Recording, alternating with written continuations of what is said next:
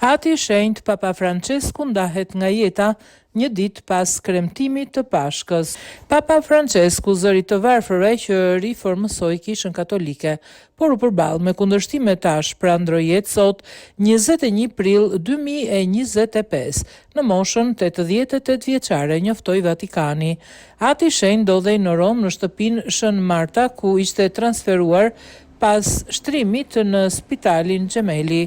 Dje në ditën e Pashkës së Shenjtë shpreu dëshirën të merrte pjesë në meshën solemne që u shfaq në balkonin e Shën Pjetrit për bekimin Urbi et Orbi. Më pas bëri një xhiro me papamobil mes turmës për të përshëndetur besimtarët. Papa Francesku ndroi jetë të hënën e Pashkëve në 21 prill 2025 në moshën 88 vjeçare në rezidencën e tij në Casa Santa Marta, shkruhet në postimin në rrjetet sociale të Vatikanit. Francesku, i cili në vitin 2013 u bë papa i parë nga Argentina, nga Amerika Latine dhe një nga papët më të moshuar në historinë e Kishës, ndroi jetë disa javë pasi kishte dalë nga një spital në Rom, ku kishte luftuar me një formë të rëndë pneumonie në të dy mushkërit.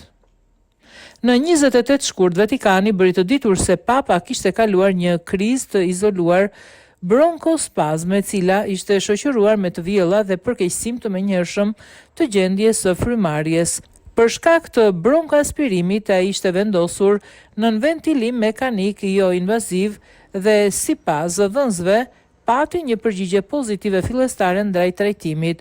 Megjithatë, edhe pse ai qëndroi i vetëdijshëm dhe bashkëpunues me terapinë, mjekët e Vatikanit paralajmëruan se prognoza mbetej e pasigurt. Papa Francesku, emri i lindjes Jorge Maria Bergoglio, u zgjodh në pronin papnor në 13 mars 2013 duke u bërë papa i parë nga Amerika Latine dhe jezuiti i parë në historinë e Kishës Katolike që udhëhoqi selin e shenjtë.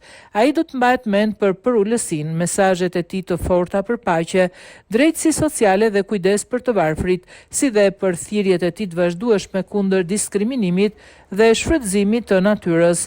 Vota katolike dhe mbar opinioni publik ndërkombëtar ndan dhimbjen për ndarjen nga jeta të një prej figurave më të dashura dhe më të angazhuara të shekullit të 21.